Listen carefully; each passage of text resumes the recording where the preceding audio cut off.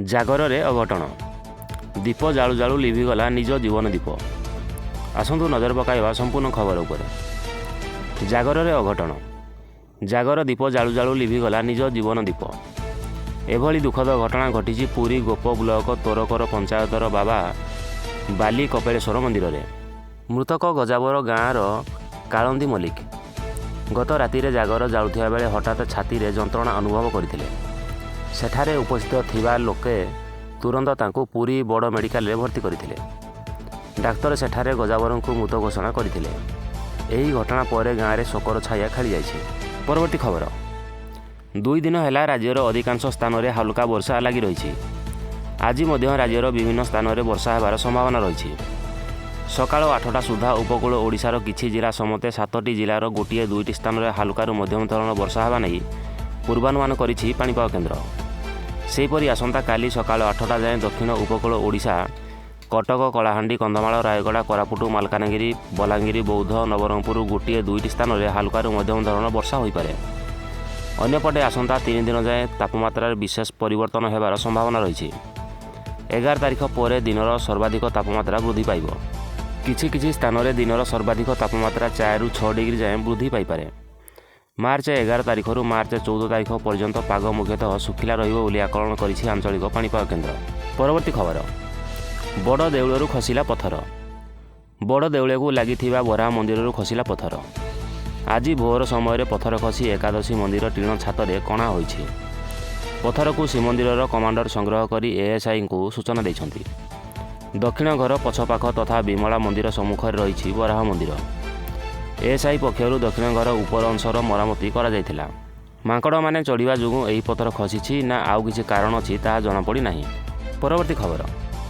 School ଛାତ୍ରଛାତ୍ରୀଙ୍କ ନିକଟକୁ ପୁଣି ଫେରିବ ଛବିଳ ମଧୁ ବର୍ଣ୍ଣବୋଧ। ପ୍ରଥମ ପର୍ଯ୍ୟାୟରେ 50,000ରୁ ଅଧିକ କପି ମୁଦ୍ରଣ ପାଇଁ ନିଷ୍ପତ୍ତି ନିଆଯାଇଛି। ନିର୍ବାଚନ ପୂର୍ବରୁ ଏହାର ଛପା ହେବ ଓ ନିର୍ବାଚନ ପରେ ଏହାର ବର୍ଣ୍ଣନ ପ୍ରକ୍ରିୟା ଆରମ୍ଭ ହେବ। ଓଡ଼ିଆ ଭାଷାର ସମୃଦ୍ଧି ନିମନ୍ତେ ରାଜ୍ୟ ସରକାର ଅନେକ ପଦକ୍ଷେପ ଗ୍ରହଣ କରିଥିବା ବେଳେ ଏହାର ପୁନଃ ମୁଦ୍ରଣ ପାଇଁ ମୁଖ୍ୟମନ୍ତ୍ରୀ ନବୀନ ପଟ୍ଟନାୟକ ଅନୁମୋଦନ ଦେଇଥିବା ଜଣାପଡ଼ିଛି। ଭକ୍ତକବି ମଧୁସୂଦନ ରାଓଙ୍କ ରଚିତ ଛବିଳ ମଧୁ ବର୍ଣ୍ଣବୋଧକୁ ଓଡ଼ିଆ ଭାଷାର ମୂଳଦୁଆ ବୋଲି ବିବେଚନା କରାଯାଉଥିବା ବେଳେ ଏହା ଛାତ୍ରଛାତ୍ରୀଙ୍କ ନିକଟକୁ ପୁଣି ଫେରିବା ନିଶ୍ଚିତ ଭାବେ ବଡ଼ କଥା। ଛାତ୍ରଛାତ୍ରୀମାନେ ପୁଣି ଥରେ ଏହି ପାଠ ପଢ଼ିପାରିବେ। ଏହାର ପୁନଃ ମୁଦ୍ରଣ ନେଇ ଓଡ଼ିଆ ଭାଷା, ସାହିତ୍ୟ ଓ ସଂସ୍କୃତି ବିଭାଗ ପକ୍ଷରୁ କାର୍ଯ୍ୟପନ୍ଥା ଶେଷ ପର୍ଯ୍ୟାୟରେ ପହଞ୍ଚିଛି। ମଧୁସୂଦନ ରାଓଙ୍କ ଅଣନାତୁଣୀଙ୍କ ଠାରୁ ମୂଳ କପି ସଂଗ୍ରହ କରାଯିବା ସହିତ ବରିଷ୍ଠ ସାହିତ୍ୟିକ ତଥା ଭାଷାବିତ୍ଙ୍କୁ ନେଇ ଏକ କମିଟି ଗଠନ କରାଯାଇ ଏହାକୁ ପ୍ରସ୍ତୁତ କରାଯାଇଛି। ପରବର୍ତ୍ତୀ ଖବର। ଆଜି ବିଦ୍ୟାଳୟ ଓ ଗଣଶିକ୍ଷା ବିଭାଗ, ଅର୍ଥ ବିଭାଗ, ଗ୍ରାମ୍ୟ ଉନ୍ନୟନ ବିଭାଗ, କ୍ରୀଡ଼ା ଓ ଯୁବ ସେବା ବିଭାଗ, ଇସ୍ପାତ ଓ ଖଣି ବିଭାଗ, ରାଜସ୍ୱ ଓ ବିପର୍ଯ୍ୟୟ ପରିଚାଳନା ବିଭାଗ, ଉଚ୍ଚଶିକ୍ଷା ବିଭାଗ, ଗୃହ ବିଭାଗରେ 1294 ଜଣଙ୍କୁ ନିଯୁକ୍ତି ଦିଆଯିବ। ମୁଖ୍ୟମନ୍ତ୍ରୀ ନବୀନ ପଟ୍ଟନାୟକ କାର୍ଯ୍ୟକ୍ରମରେ ଯୋଗଦେଇ ନବନିଯୁକ୍ତ ଅଧିକାରୀଙ୍କୁ ଦିଗ୍ଦର୍ଶନ ଦେବେ। ଏହି ଅବସରରେ ଲୋକସଭା ଭବନ, ସମ୍ମିଳନୀ କକ୍ଷ ଏବଂ ରବୀନ୍ଦ୍ର ମଣ୍ଡପରେ ଆୟୋଜିତ ନିଯୁକ୍ତି ପର୍ବରେ 1294 ଜଣ କର୍ମଚାରୀଙ୍କୁ ନିଯୁକ୍ତିପତ୍ର ପ୍ରଦାନ କରାଯିବ। ପରବର୍ତ୍ତୀ ଖବର।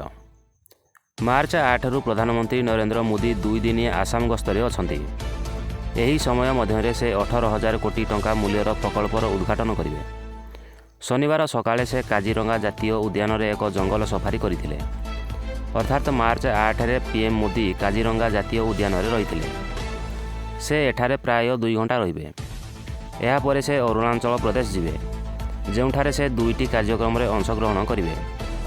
ସେ ଅପରାହ୍ନରେ ଜୋରହାଟକୁ ଫେରି ଆସିବେ ଏବଂ ମହାନ ଅହୋମ ସେନାପତି ଲଚିତ ବୋରଫୁକନଙ୍କ 125 ଫୁଟ ଉଚ୍ଚତା ବିଶିଷ୍ଟ ଷ୍ଟାଚ୍ୟୁ ଅଫ୍ ଭେଲୋରର ଉଦ୍ଘାଟନ କରିବେ। ଅଧିକାରୀ କହିଛନ୍ତି ଯେ ମୋଦି ଏହା ପରେ ମେଲେଙ୍ଗେ ମେଟେଲି ପଥର ପରିଦର୍ଶନ କରିବେ, ଯେଉଁଠାରେ ସେ ପ୍ରାୟ 18,000 କୋଟି ଟଙ୍କା ମୂଲ୍ୟର କେନ୍ଦ୍ରୀୟ ଏବଂ ରାଜ୍ୟ ପ୍ରକଳ୍ପର ମୂଳଦୁଆ ପକାଇବେ। ପରବର୍ତ୍ତୀ ଖବର। ପ୍ରଧାନମନ୍ତ୍ରୀ ସୂର୍ଯ୍ୟଘର ମାଗଣା ବିଜୁଳି ଯୋଜନାରେ ଉପଭୋକ୍ତା ଓ ଘର ପଞ୍ଜୀକରଣ ଆରମ୍ଭ ହୋଇଛି। ଭାରତୀୟ ଡାକ ବିଭାଗ ଏହି ପଞ୍ଜୀକରଣ ଦାୟିତ୍ୱ ବହନ କରିଛି। ଯେଉଁ ଘରର ମାଲିକ ତାଙ୍କ ଛାତ ଉପରେ ସୌର ଫଳକ, ସୋଲାର ପ୍ୟାନେଲ ଖଞ୍ଜି ଶକ୍ତି ସ୍ୱାବଲମ୍ବୀ ହେବାକୁ ଚାହିଁବେ, ସେ ନିକଟସ୍ଥ ଡାକଘରକୁ ଯାଇ ସ୍ଥାନୀୟ ପୋଷ୍ଟମାଷ୍ଟର ଏପରିକି ପୋଷ୍ଟମ୍ୟାନଙ୍କ ସହ ଯୋଗାଯୋଗ ନେଇ ନିଜକୁ ତଥା ଘର ଏହି ଯୋଜନାରେ ପଞ୍ଜୀକୃତ କରାଇପାରିବେ। ଯେଉଁମାନେ ଏହି ଯୋଜନାରେ ଉପଭୋକ୍ତା ଭାବେ ପଞ୍ଜୀକୃତ ହେବାକୁ ଚାହିଁବେ ସେ pmsuryaghar.gov.in पोर्टाल को जाई राज्यर नाम, विद्युतकरण कंपानीर नाम, निज नाम, निज घर ठिकाना, विद्युत ग्राहक number, mobile number, email address, छातर क्षेत्रफल, केते किलोवाट क्षमतार सौर बिजुली सिस्टम चाहूँगी आदि तथ्य बा plan details rooftop solar form रे भरी आवेदन सबमिट करने को हेबो।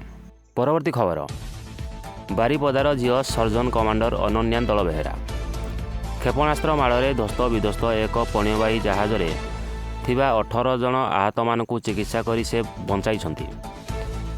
युद्धर घनघटा भितर समुद्र भितर एते बड़ दायित्व निर्वाह करिया परे से निजकु भाग्यवान मन करछंती। एथिपाई भी तांको विभिन्न महल रे प्रशंसा करा जायछि। सूचना मुताबक खबर पाई सेमानकु उद्धार करने पहुंचीथिला भारतीय नौसेनार INS कोलकाता जोधपुर। उक्त जहाजर एकमात्र डाक्तर भावे नियुक्त थिले बारिपदार झील सर्जन कमांडर अनन्या दलबेहेरा।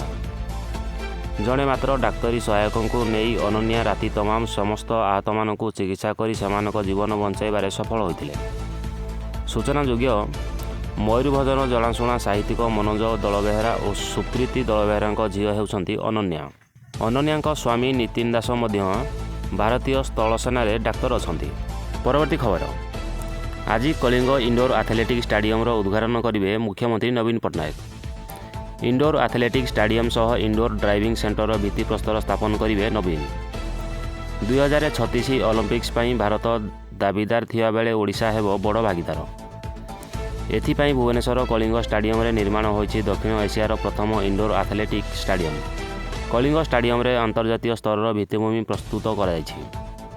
अत्याधुनिक gymnastics hall, high performance centre, sports climbing wall, badminton और हॉकी उत्कर्ष केन्द्र, फीफा मानर football stadium, synthetic track, Biju Patnaik भरातोलन केन्द्र और संतरणागार आदि क्रीड़ा क्षेत्र को समृद्ध करने सह विश्वर दृष्टि आकर्षण करिछि।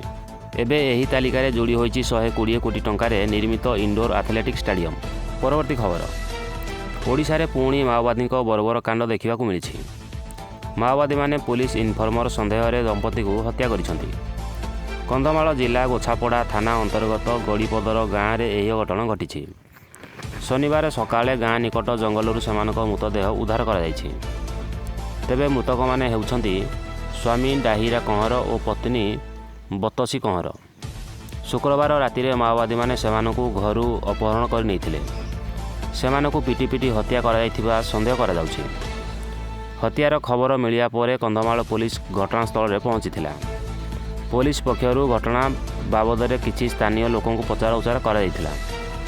तदंत परे एही घटनार अधिक तथ्य सामना को आसिबो।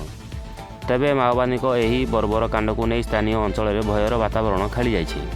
परवर्ती खबर, राउरकेला पानपोष छक निकटरू 2 अंतःराज्य निशा बेपारी को गिरफ्त करिछि भुवनेश्वर STF टीम। सेमाने हेले झारखंड खुंटी जिला अंतर्गत सिगिडीर बिटू सिंह मुंडा 46 वर्ष एवं रोहित मुंडा 49। सेमानक निकटरू STF टीम 10 केजी 508 ग्राम अफिम जबत करिछि। गिरफ 2 निशा बेपारी राजस्थान चोरारे अफिम किणी सुंदरगढ़, राउरकेला और झारखंड में बिक्री पर आसुथिबा गोइंदा सूचना मिलिथिला। परवर्ती खबर, घटगाँ ब्लॉक अंतर्गत पैदापाटଣା पंचायत झाटियाली साही बिलगोड़े बुलुथिबा एक साइबेरियान पक्षी को साहीवासी उद्धार करिसेंती। कई कई एहाकू गरुड़ पक्षी बोली मध्य कहउछंती। खबर पाई ढेंकीकोट वनपाल चित्तरंजन परिड़ा झाटियाली साही को जाई संध्यार एही विरल पक्षीटी को उद्धार करी घटगाँ वनांचल कार्यालय को नैछंती। प्राथमिक चिकित्सा और स्वास्थ्य परीक्षा पर पक्षीटी को छाड़ी दियाजियो बोली वन विभाग सूचना देइछि।